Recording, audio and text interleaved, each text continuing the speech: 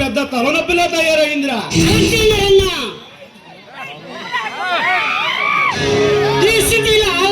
గొడవలకి మనమే కారణమని ఆ శివమణి విలేకరులతో మీటింగ్ పెట్టి కన్వర్ట్ చేశాడంట. మొన్న వాడికి తగిన శాస్తి చేయాలి. వాడి ఇంటికి వెళ్ళి మర్యాదగా చెప్పు. వింటే వింటాడు, లేదా ఈ అలెగ్జాండర్తో పెట్టుకుంటే వాడికి ఏమి జరుగుతుందో తెలియాలి.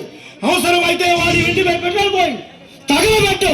తర్వాత ఏదైనా జరిగితే మన గవర్నమెంటే కదా, నేను చూసుకుంటా. అన్నా, ఒకటికి 2 సార్లు మర్యాదగా చెప్తాను. వింటే వింటాడు, లేదా మనీ ఇస్ ద పవర్. డబ్బు ఆశ చూపించి లొంగ తీసుకుందాం. కాదు కాకూడదని మొండికేస్తే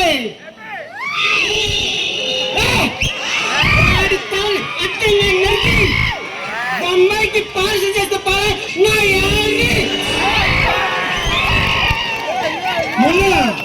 ఇప్పటి వరకు నా సర్వీస్ లో నేను పెట్టిన స్పాట్ ఎప్పుడు మిస్ కాలేదు.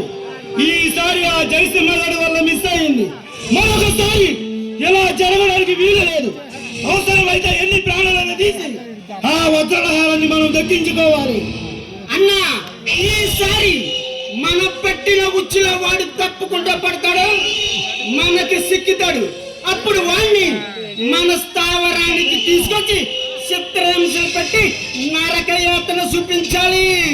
మొన్న రేపు సేటు శ్యామ్ సుందర్ గారి దాన్ని ప్రభుత్వానికి అప్పగించాలనుకుంటున్నాడు.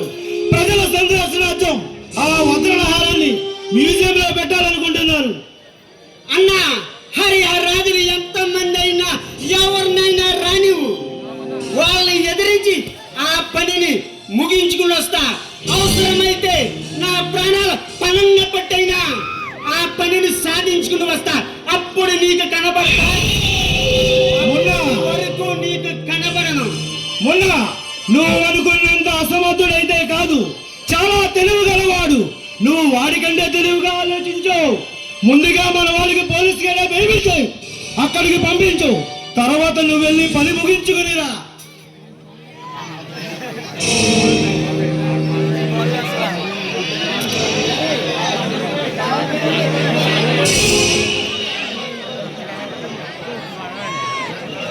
మొన్న ఈ ఆనంద సమయంలో ఈ బొమ్మలితో ఎంజాయ్ చేయి. బొమ్మలి బొమ్మలి